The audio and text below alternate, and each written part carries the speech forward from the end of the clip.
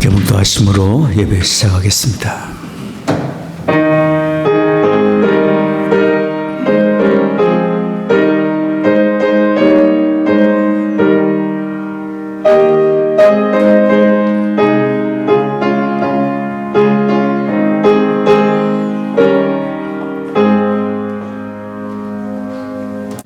주께 힘을 얻고 그 마음에 시온에 데려가 있는 자는 복이 있나이다. 저희는 눈물 골짜기로 통행할 때에 그곳으로 많은 샘의 곳이 되게 하여 이른비도 은택을 입히나이다. 저희는 힘을 얻고 더더 나아가 시온에서 하나님 앞에 각기 나타나리이다.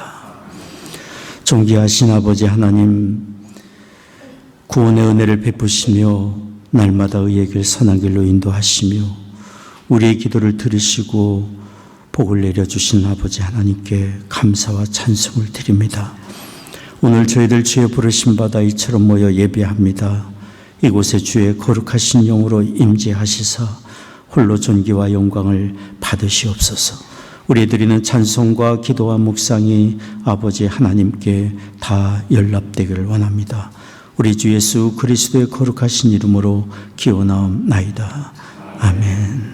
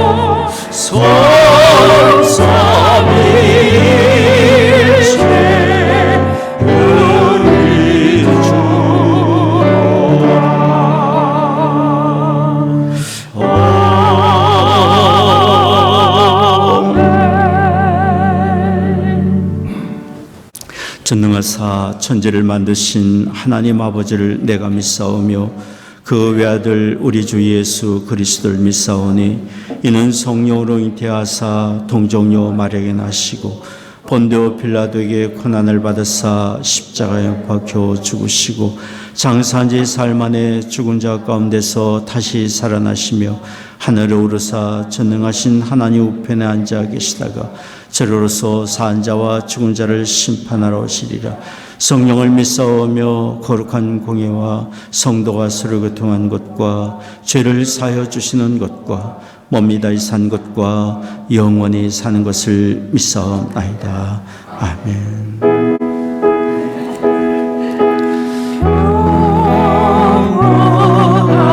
하나님의 평강이 당신의 삶에 넘쳐나기를.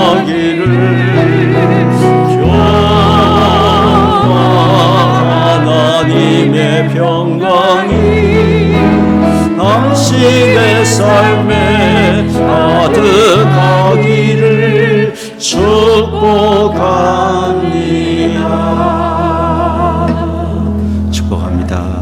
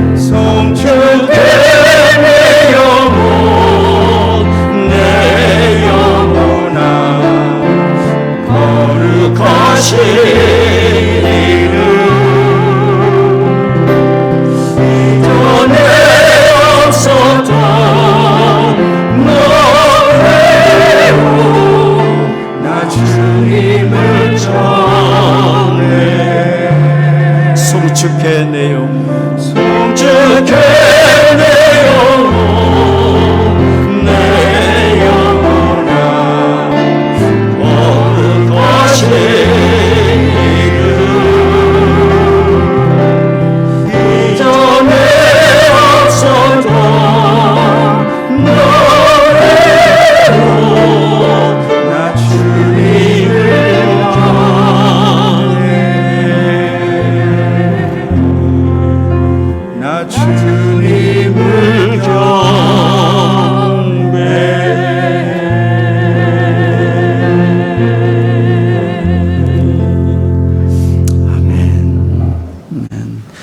교동문 29번 함께 교독하겠습니다.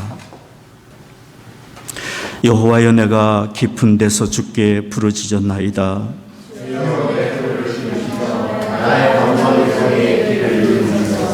여호와여, 주께서 죄악을 감찰하실진대 그러나 사유하심이 주께 있음은 나 곧 내 영혼이 여호와를 기다리며 파수꾼이 아침을 기다림보다 내 영혼이 주를 더 기다리나니 이스라엘아, 여호와를 바랄지어다. 저가 이스라엘을 그 모든 죄악에서 구속하리로다. 아멘. 전능하사 말씀으로 온 천지 만물을 창조하시고 저희들에게 새 하늘과 새 땅을 기업으로 주신 영원하신 주 여호와 하나님 아버지, 2022년 12월 마지막 달을 저에게 허락하여 주심에 감사드립니다. 또한 12월 첫 주일에 저희들을 주님의 전으로 불러 모아 아버지께 예배드리며 찬양과 영광을 올려드리게 하시니 감사 또 감사합니다. 온 정성과 마음을 다해 하나님만을 높여드리기를 원합니다. 사랑에 충만하신 하나님 아버지, 오늘 저희들이 주의 전 앞으로 나올 때 혹시나 우리 가운데 죄가 있다면 예수 그리스도의 거룩한 보혈로 씻기시고 덮어주시옵소서. 아버지께 죄를 자백하고 회개하는 자들을 용서하시고 사랑하시겠다고 하셨사오니 주의 약속대로 용서하사 다시 거룩하신 하나님을 찬양하는 자로 세워지게 하여 주시옵소서. 하나님 아버지, 2022년도 엊그제 시작한 것 같은데 이제 한 달을 남긴 채 거의 지나갔습니다. 지나온 시간들을 되돌아보면 하나님의 은혜가 아닌 것이 없었습니다. 올 초 아버지께 많은 약속을 했지만 돌아보니 부끄러운 뿐임을 고백합니다. 남은 한 달여 시간 더욱 최선을 다해 아버지와 약속한 것을 이행하며 아버지를 기쁘시게 하는 삶을 살아가게 하여 주시옵소서. 또한 교회에서 12월에 계획하고 진행 중인 교회 행사에 더욱 열심을 내는 우리 모자이크 성도님들이 되도록 인도하여 주시옵소서. 특히 오늘 예배 후 노방전도를 나가는 이들의 발걸음을 인도하사 복을 주시며 때를 얻든지 못 얻든지 복음을 전하는 우리들이 되도록 담대함과 힘을 더하여 주시옵소서. 하나님께서 창조하신 세계를 위해 기도합니다. 하루속히 전쟁이 그치며 아버지께서 원하시고 모든 주의 백성들이 원하는 하늘나라가 이 땅에 임하게 하여 주시옵소서. 서로 사랑하라, 이웃을 내 몸과 같이 사랑하라고 하신 주님의 명령에 순응하는 저희들이 되도록 인도하여 주시옵소서. 또한 우리들의 자녀를 위해 기도합니다. 이 미국 땅에서 소수민족으로 살아가야 할 우리들의 자녀, 하나님을 아는 것이 지혜의 근본이라 하셨사오니 지혜 위에 지혜를 더하사 하나님을 알아가는 일에 우선을 최선을 다하여 이웃에게 하나님을 예수 그리스도의 사랑을 베푸는 우리들의 자녀가 되게 은혜 베풀어 주시옵소서. 능력 되시는 하나님 아버지, 이 순간에도 세계 곳곳에서 하나님의 말씀을 증거하고 계시는 이름도 모르는 수많은 선교사님들, 송태길 목사님, 송태석 한혜정 선교사님, 임원빈 목사님, 이들의 이름을 기억하시며 아버지께서 주시는 힘과 능력으로 모든 선교 사명을 감당하게 하여 주시옵소서.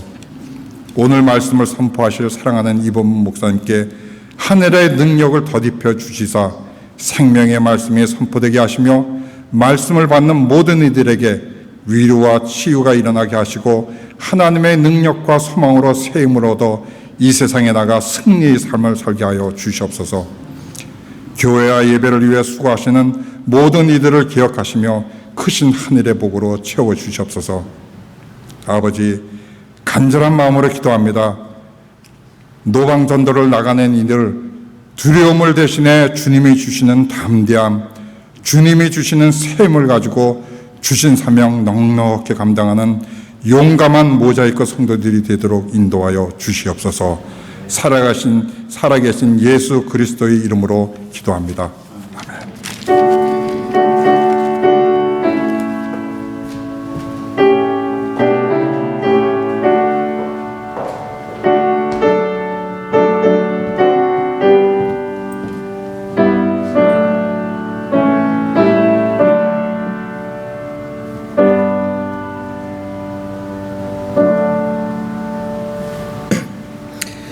오늘 주신 말씀은 마태복음 1장 16절에서 17절 말씀입니다. 야곱은 마리아의 남편 요셉을 낳았으니 마리아에게서 그리스도라 칭하는 예수가 나시니라. 그런즉 모든 대수가 아브라함부터 다윗까지 14대요 다윗부터 바벨론으로 이거할 때까지 14대요 바벨론으로 이거한 후부터 그리스도까지 14대더라. 아멘.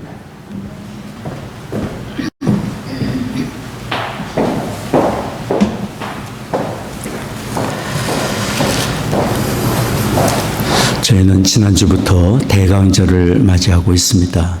이 대강절 기간 동안에 우리에게 찾아오신 하나님의 아들 예수 그리스도를 통해서 주신 하나님의 은혜와 사랑을 더 깊이 경험하는 우리가 되기를 원합니다. 성경의 처음 시작은 구약성경 창세기입니다. 창세기 1장 1절은 이렇게 시작이 됩니다. 태초에 하나님이 천지를 창조하시니라. 이 세상이 우연히 된 것이 아니라 창조주가 계시고 창조주 하나님에 의해서 지어진 세상을 하나님께서 지금도 주관하고 계시는 창조주 주관자가 계심을 선포하며 성경은 기록이 시작이 됩니다.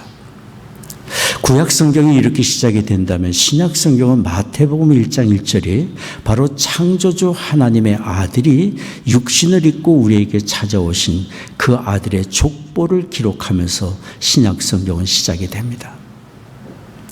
정일영 집사님 읽어주신 오늘 말씀 마태복음 1장 읽어주신 말씀 내용 중에 읽지는 않았습니다만 1장 1절은 이렇게 기록이 됩니다. 아브라함과 다윗의 자손 예수 그리스도의 세계라. 다른 말로 표현한다면 예수님의 족보다라고 마태복음 1장 1절은 설명을 하면서 성경 기록이 시작이 됩니다. 예수님의 족보는 이렇게 끝을 맺습니다. 오늘 정집사님 읽어주신 마태복음 1장 16절 17절인데요. 같이 다시 한번 읽겠습니다. 야곱은 마리아의 남편 요셉을 낳았으니 마리아에게서 그리스도라 칭하는 예수가 나시니라.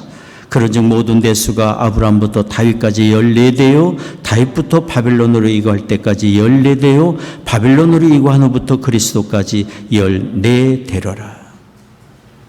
예수님이 탄생하시기까지 모두 42명의 옛 조상들의 이름이 열거되고 있습니다. 물론 누가복음에는 예수님의 족보에 기록된 인물들이 55명이 기록이 되어 있습니다. 숫자적인 차이가 있지만 마태복음의 기록의 특징은 대표성입니다. 주님이 오시기까지 대표적인 인물을 42명으로 기록을 했고 14대씩 우리가 기억하기 좋게 그렇게 기록해 주었습니다. 유대인들은 족보를 중요시 여겼습니다. 한 개인의 생애를 삶을 말할 때 자기들의 조상들의 이야기를 하며 족보를 첨가했습니다. 이렇게 유대인들은 족보를 기록하면서 자신들이 얼마나 훌륭한 가문의 자손인지 순수한 혈통인지를 드러내고 싶어 했고 그것을 자신들의 출세의 기반으로 삼곤 했습니다. 그러나 예수님은 사람들에게 인정을 받으실 필요가 있어서 족보가 기록된 것은 절대로 아니고 출세를 위해서 족보가 기록된 것은 절대로 아닙니다. 주님에겐 그런 필요가 없으셨습니다. 그런데 성경에 예수님의 족보가 상세하게 기록된 것은 우리에게 주시려는 메시지가 있습니다.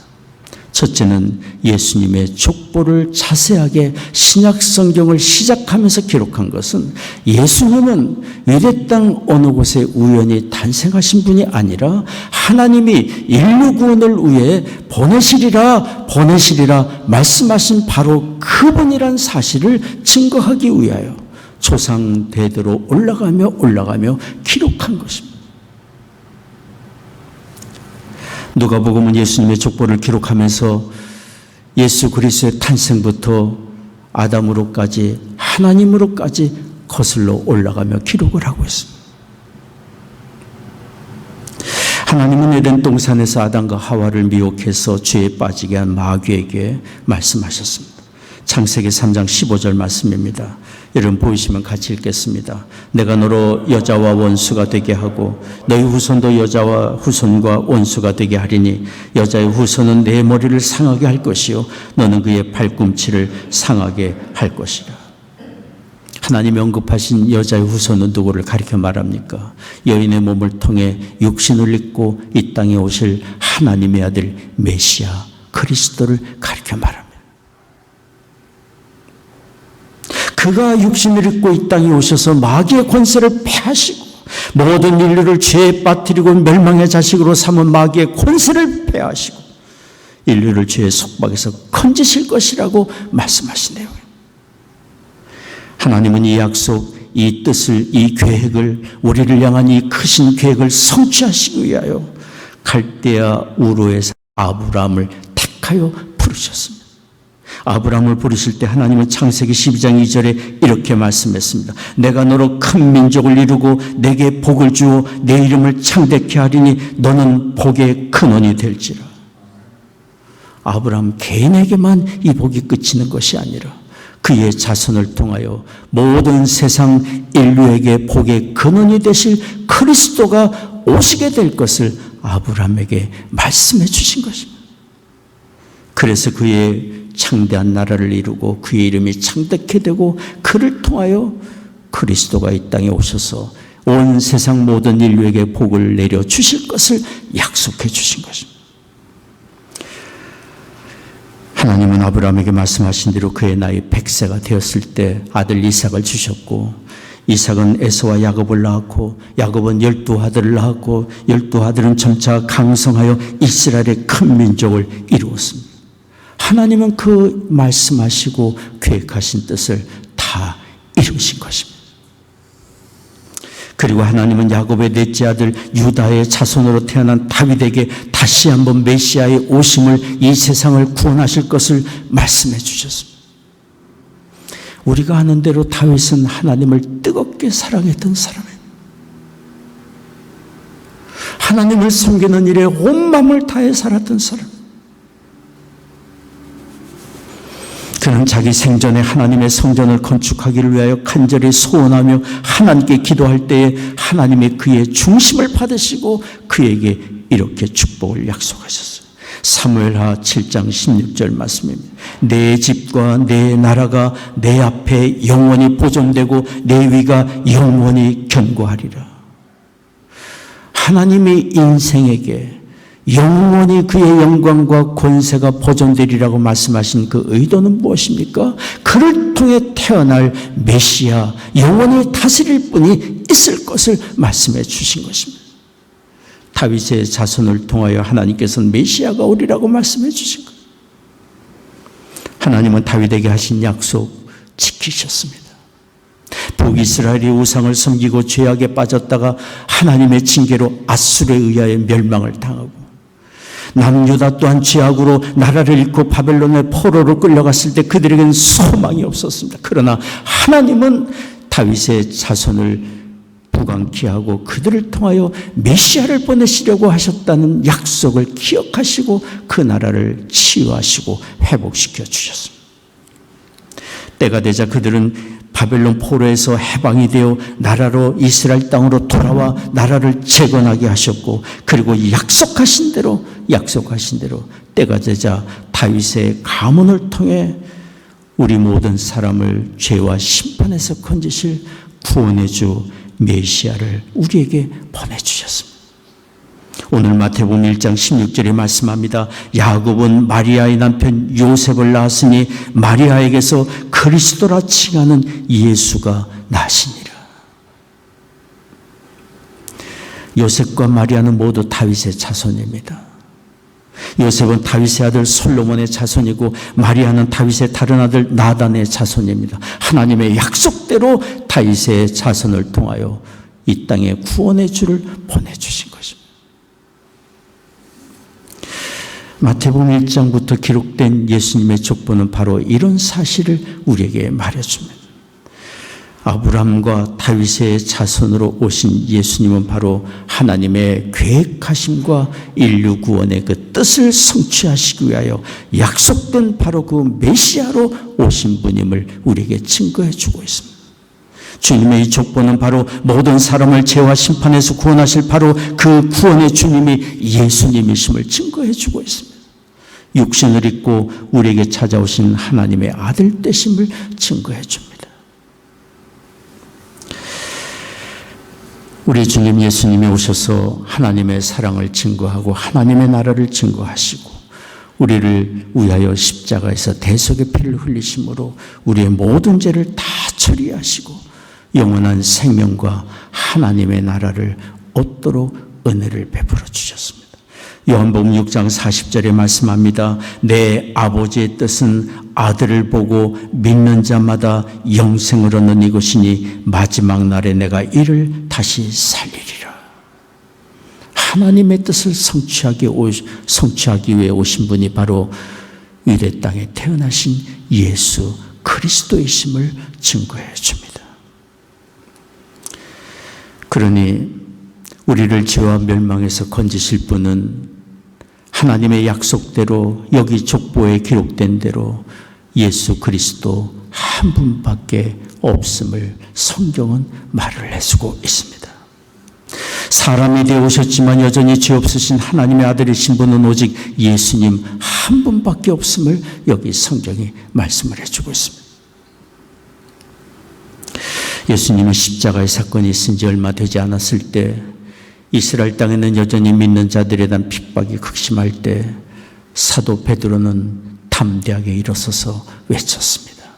사도행전 4장 12절 말씀입니다. 다른 이로서는 구원을 얻을 수 없나니 다른 이로서는 구원을 얻을 수 없나니 천하 인간의 구원을 얻을 만한 다른 이름을 우리에게 주신 일이 없습니다. 주 예수 그리스도 이름 밖에는 구원의 길로 인도하실 분이 없음을 그는 담대하게 외쳤습니다. 우리 주님께서도 친히 말씀하셨습니다. 요한복음 14장 6절 7절 말씀입니다. 같이 읽겠습니다. 내가 곧 길이요 진리요 생명이니 나로 말미암지 않고는 아버지께로 올 자가 없느니라. 너희가 나를 알았다면 내 아버지도 알았으리로다. 이제부터는 너희가 그를 알았고 또 보았느니라. 예수님만이 인류 구원을 위해 오신 하나님의 아들이고 구원의 주님이심을 증거해 주고 있고 예수 그리스도를 만난 사람 곧 하나님을 만난 것임을 증거해 주고 있습니다. 그러므로 우리는 예수 그리스도를 나의 구주로 믿되 유일한 구원의 주로 믿고 영접하는 우리가 되어야 합니다.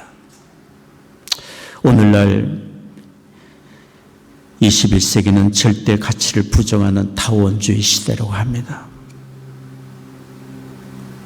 마귀는 극심한 미혹으로 이런 시대에 우리의 마음을 더 혼미하게 만듭니다. 그리스도 말고 다른 구원의 가능성을 이야기하며 우리의 심령의 믿음을 흔들어대고 혼란에 빠뜨립니다. 이럴 때일수록 우리는 성경이 증거하는 유일한 구원의 주 예수 그리스도에 대한 믿음의 고백을 잃지 말아야 합니다. 믿음에 굳게 서야 합니다. 예수 그리스도에게 온전한 믿음을 가지고 그분에게 굴복할 때 마귀는 더 이상 우리를 미혹하지 못할 것이고 흔들어대지 못할 것입니다. 주님의 제자 도마는 의심이 많았던 사람입니다. 예수님과 함께 3년간 다녔지만 예수님이 과연 하나님의 아들인지 그분이 구원의 주님이신지 그는 여전히 의심을 가지고 있었습니다. 그러나 예수님의 십자가의 사건과 부활의 사건 이후에 부활하신 주님이 그에게 찾아왔을 때 토마는 달라졌습니다. 주님의 장자국 난 옆구리 못에 찔린 손을 보고 주님 앞에 무릎을 꿇었습니다. 그리고는 그는 고백했어요. 요한복음 20장 28절이에요. 나의 주시며 나의 하나님이십니다. 나의 주시며 나의 하나님이십니다. 주님이 도마에게 말씀하셨어요. 요한복음 20장 29절 말씀이에요. 너는 나를 본고로 믿느냐? 보지 못하고 믿는 자들은 복되도다.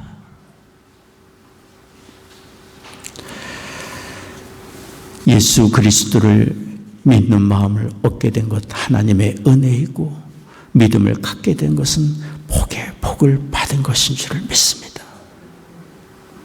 여기 도마의 고백처럼 주는 나의 주시며 나의 하나님이십니다라는 고백이 우리의 고백이 되기를 원합니다. 그리고 우리의 사랑하는 자녀들의 고백이 되기를 원합니다.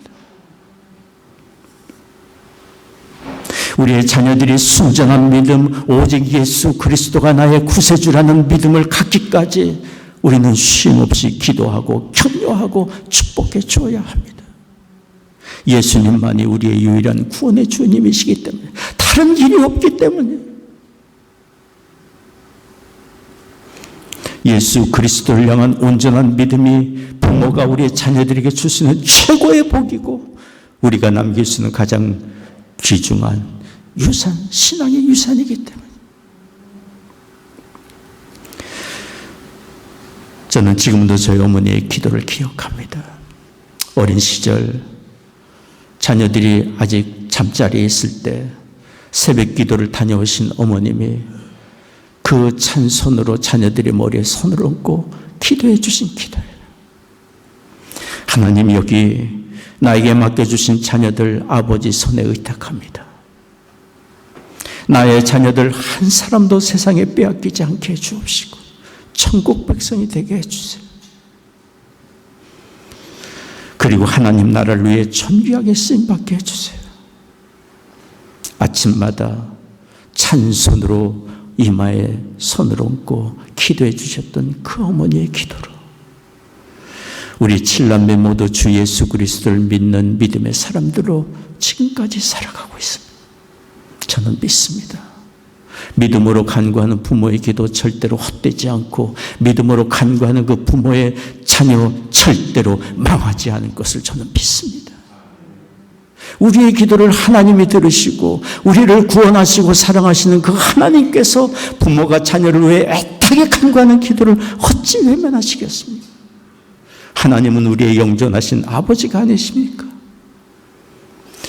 자녀를 위해 간절히 기도하는 부모의 마음을 하나님 아버지께서 하시니 부모의 기도 하나님께서 기억하시고 응답하시리라 믿습니다.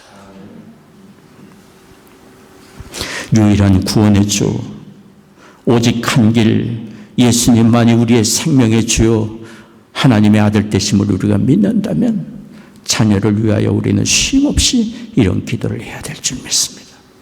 또한 우리가 예수님이 유일한 우리의 구원의 주님이심을 믿는다면 예수 그리스도를 다른 사람에게 전도하며 다른 사람을 그리스도 앞으로 인도하는 일에 온전한 믿음을 갖기까지 격려하고 축복하고 기도하는 일을 우리는 또한 쉬지 않고 해야 되리라 믿습니다.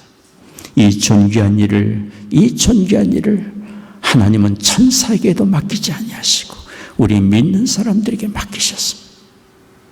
전도는 천사도 흠모할 만한 귀중한 일이고 위대한 사역입니다. 변자님이 기도해 주신 것처럼 우리는 2부 예배 후에 전도지를 들고 마켓으로 나갈 것입니다. 저는 전도지 앞면에 복음 제시의 내용을 담았습니다. 짧은 내용이지만 왜 우리가 예수 그리스도를 믿어야 할지, 우리를 향한 하나님의 계획이 무엇인지, 그리고 하나님의 그 계획을 받아들이기에 우리가 무슨 기도를 해야 할지 영접 기도의 내용을 짧게 앞면에 담았습니다. 그리고 성도들의 간증과 기도문을 담았습니다. 저는 우리가 나눠주는 전도지 한 장 한 장에 하나님 보시기에 너무도 아름다운 것이고 우리 그 전도는 우리가 하지만 역사하신 분은 하나님의 성령이시라고 믿습니다. 하나님이 일하시리라고 믿습니다.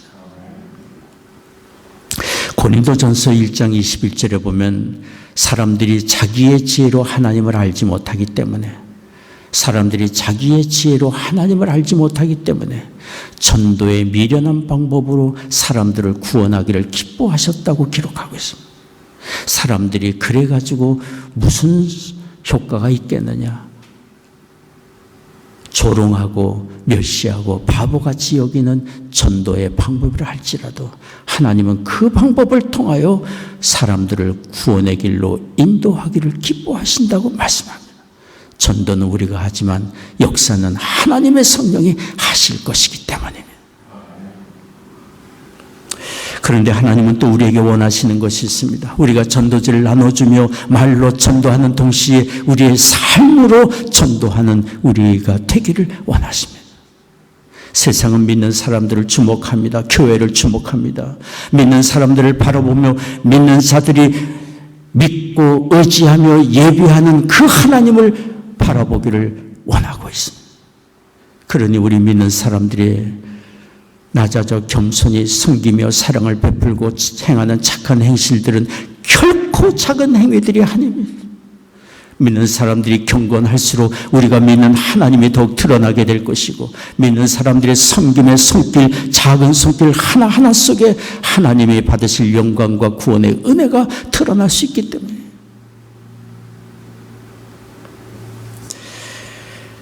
어느 신실한 믿음의 사람이 세상을 떠날 때 평소에 그를 존경하던 사람들이 그의 곁에서 말을 했습니다. 남기실 유언이 없습니까? 그럴 때 이분이 말했습니다. 제가 살아온 삶이 남길 수 있는 유언입니다. 우리의 자녀들이 우리를, 부모를 바라보고 있고, 세상의 이웃이, 일터의 다른 동료들이 나의 삶을 바라보고 있습니다. 언행과 행실과 우리의 인격을 바라보고 있습니다.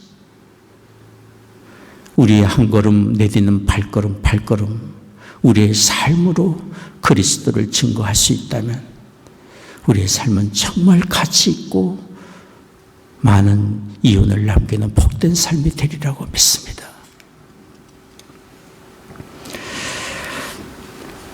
예수님의 족보는 바로 우리가 믿고 의지할 유일한 구주 예수님, 하나님의 약속대로 오신 분임을 증거해 주고 있고, 우리가 전해줄 구원의 유일한 주님이심을 증거해 주고 있습니다. 둘째로 오늘 우리가 읽고 있는 족보에서 우리가 들을 수 있는 말씀이 있습니다. 우리가 발견하는 것이 있습니다. 그것은 예수님은 바로 죄인을 구원하기 위하여 우리와 같은 죄인의 모양으로 우리 가운데 찾아오신 것을 너무도 자세하게 기록해 주고 있습니다. 그것은 여기 족보에 기록된 사람들이 하나같이 다 허물투성인 것이기 때문이에요. 언젠가 신학교에서 강의하던 중에 한 학생이 이렇게 말했어요. 교수님, 마태복음 1장을 읽어보면 예수님의 족보가 너무도 이해가 되지 않습니다. 실망스럽습니다. 어떻게 거룩하신 하나님의 아들이 이렇게 죄악된 조상들을 택하여 오셨나요? 사실 우리가 족보를 살펴보면 부끄러운 사람들이 너무나도 많습니다. 예수님의 족보에 나오는 야곱의 넷째 아들 유다, 여기 3절에 기록된 유다는 창녀로 가장한 며느리 다말과의 관계에서 아들 베레스와 세라를 낳았습니다. 5절에 기록된 살몬은 여리고성의 기생 라합에게서 보아스를 낳았습니다. 그리고 다윗, 6절에 기록된 다윗은 자기의 충성된 장군 우리아의 아내 밧세바에게서 솔로몬을 낳았습니다.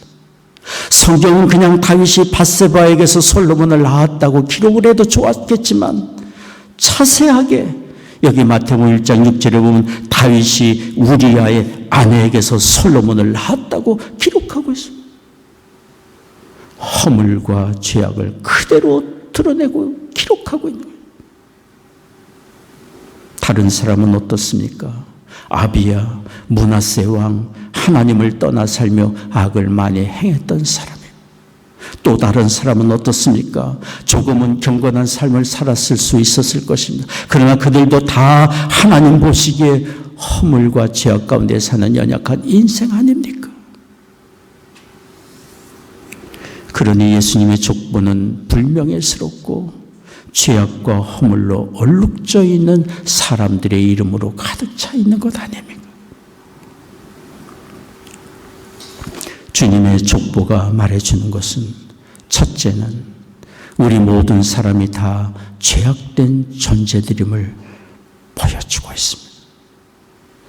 하나님이 그리스도를 이 땅에 보내시기 위하여 고르고 택하신 그들까지도 이처럼 허물투성인데 우리 인생 모두가 다 허물과 죄악 가운데 사는 존재임을 말해주고 있습니다. 둘째는 하나님의 아들이 이 땅에 오실 때 죄인들 가운데 찾아오셨고 죄인된 가문을 통해 오셨고 죄인된 우리를 구원하러 오신 것을 여기 족보가 말해주고 있습니다. 긍휼에 풍성하신 하나님의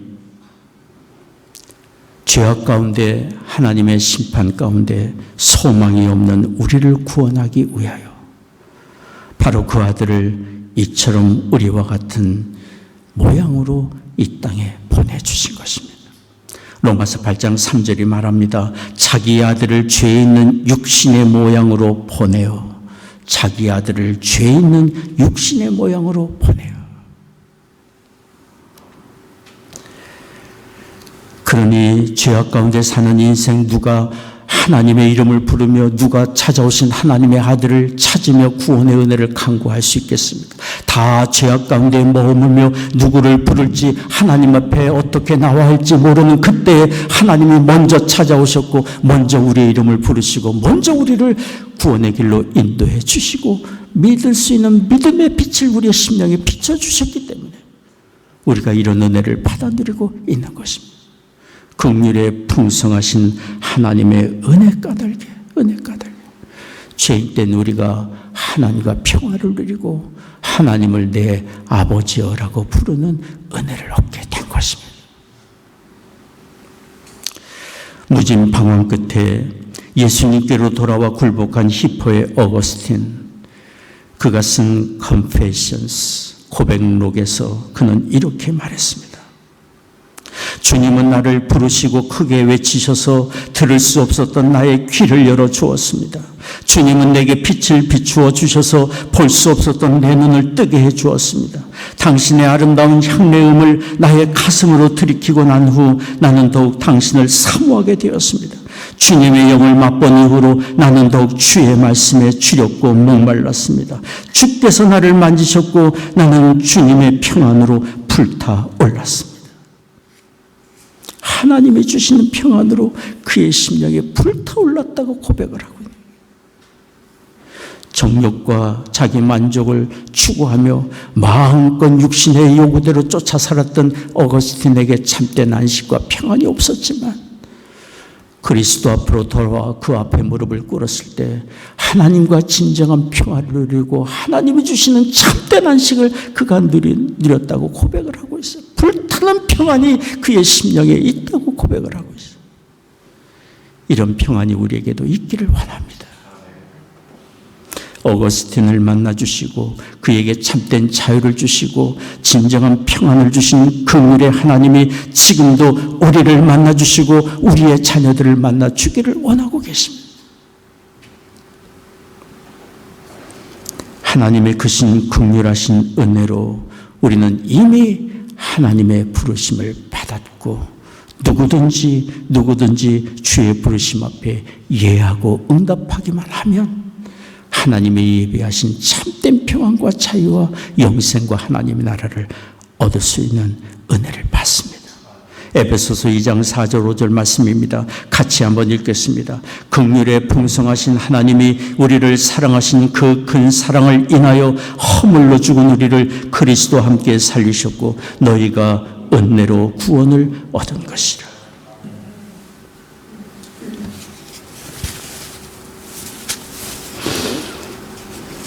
신앙은 기억하는 것입니다. 우리가 하나님께 어떤 은혜를 받은 것이 사람인지를 기억하며 사는 것입니다. 나의 의지로, 나의 의로 도저히 하나님 앞에 의롭다 인정받을 수 없는 죄악 가운데 있는 우리였지만 하나님의 크신 긍휼하심 까닭에 부름받고 의롭게 되어 참된 평안과 영생과 하나님의 나라를 얻게 된 이 크신 은혜를 기억하며 사는 것입니다. 이런 은혜를 기억한다면 또한 우리가 무엇을 하며 어떻게 살아야 할 줄을 알 것입니다. 많은 사람들이 질문합니다. 많은 사람들이 찾습니다.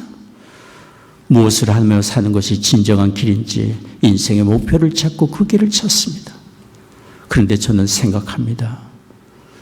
내가 누구인 줄을 알고 우리가 어떤 은혜를 받은 사람인지를 안다면 우리가 무엇을 하며 살아야 할 줄을 알 수 있을 것이라고 믿습니다. 제가 잘 아는 어느 청년의 이야기입니다. 막 대학을 졸업하고 취업을 준비하던 때였습니다. 수중에 돈이 별로 없을 때였습니다. 점심 식사를 하기 위해 서부의 식당으로 들어가다가 문 입구에서 홈리스 한 분을 마주쳤습니다. 애처로운 눈빛이었습니다. 그러나 이 청년은 그 사람을 무시하고 식당 안으로 들어가 빵을 주문하기에 줄을 섰습니다. 그런데 문 앞에서 만난 그 홈리스의 애처로운 눈빛이 가슴에서 떠나질 않았어요. 줄을 서던 자리에서 빠져나와 다시 밖으로 나갔습니다. 홈리스 형제에게 말했습니다.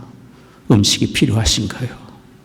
그분이 고개를 끄덕이자 그분이 부탁하는 대로 들어가서 샌드위치와 음료수를 주문해서 홈리스에게 가져다 주었습니다. 가격이 8불 50센트였습니다. 수중에 별로 돈이 없는 그때의 큰 돈이었어요. 그러나 음식이 꼭 필요한 분에게 음식을 전해준 것에 대한 감사와 기쁨이 있었어요. 이 형제는 다시 들어가 자기를 위해 음식을 주문해서 음식을 먹었는데 자기를 위해 투자한 돈은 3불 50센트였어요. 이 청년이 저에게 이렇게 말했어요. 이 일을 통해서 내가 하나님께 사랑받은 사람으로서 어떻게 살아야 할지를 생각할 수 있었습니다.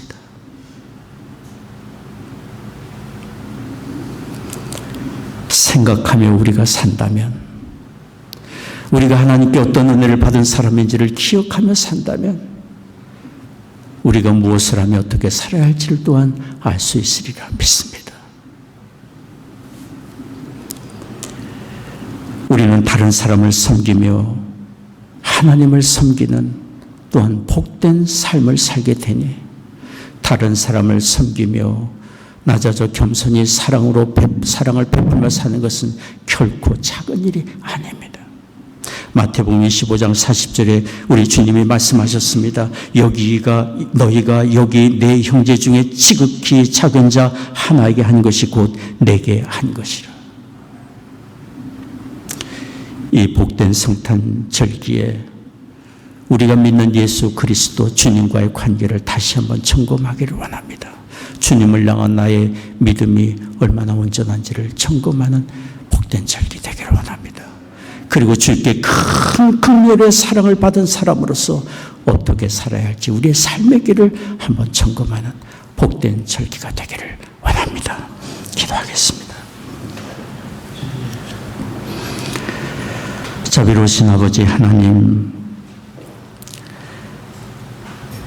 크신 긍휼로 우리를 택하시고 부르셔서 의롭게 하시고 자녀 삼아주신 하나님의 크신 은혜와 사랑에 감사를 드립니다. 큰 사랑을 받은 사람으로, 큰 긍휼하심의 은혜를 받은 사람으로 어떻게 살아야 할지 우리 자신을 돌아보게 하옵시고 우리의 삶의 길을 정하여 갈 수 있도록 도와주옵소서. 유일한 구원의 주 예수 그리스도에 대한 온전한 믿음을 얻게 하여 주옵소서. 우리의 자녀들에게 주 예수 그리스도를 향한 온전한 믿음 얻게 하여 주옵소서. 예배하며 주님께 헌금을 구별하여 드립니다. 우리의 신령을 드리며 우리의 삶을 드립니다.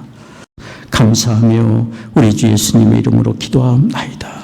아멘.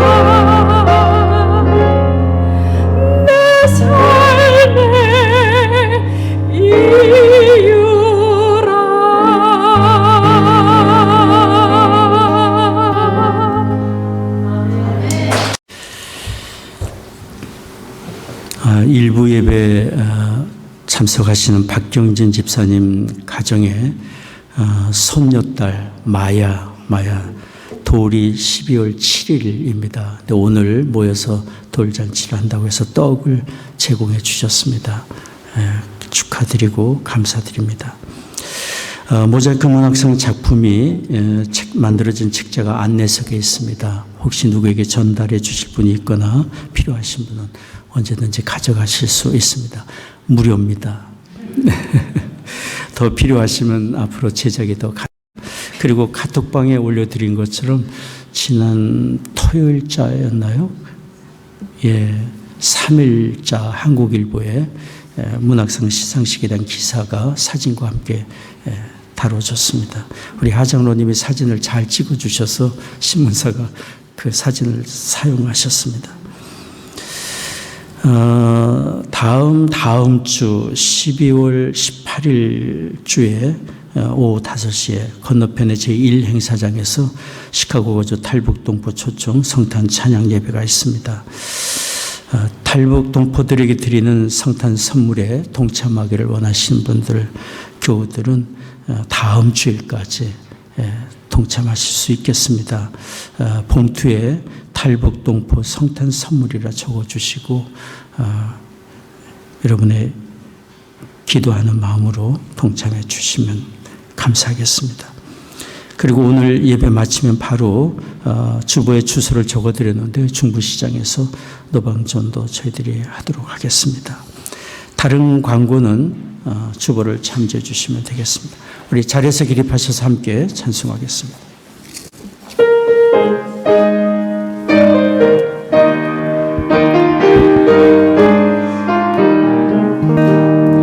선한 목자 되신 우리 주 항상 인도하시고 앙초 동산 좋은 곳에서 우리 모여 주소서. 선한 목자 곳에 주여 항상 인도하옵소서. 선한 목자 곳에 주여 항상 인도하옵소서. 양의 문이 되신 예수여 우리 영접하시고 길을 잃은 양의 목이 항상 인도하옵소서. 선한 목자 권세 주여 기도 들어주옵소서. 선한 목자 권세 주여 기도 들어주옵소서. 음이 많고 약한 우리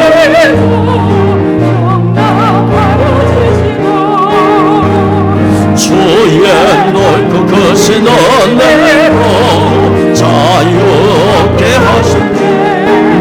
선한 목자 권세 주여 나아갑니다.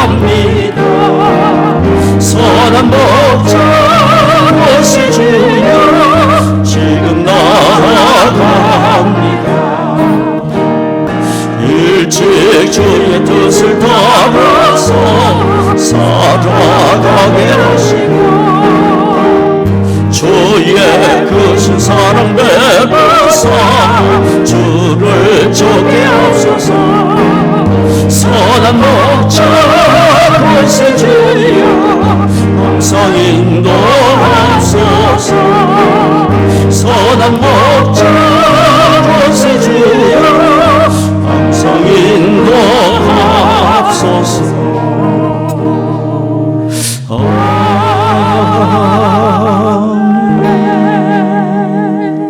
기도하겠습니다. 지금은 우리의 구원의 주 예수 그리스도의 은혜와 아버지 하나님의 크신 사랑하심과 성령의 위로 교통 임재하심이 오늘 예배하고 돌아가는 성도들의 심령과 가정과 산업의 현장 외 이제로부터 영원히 함께 하시기를 축원하옵나이다.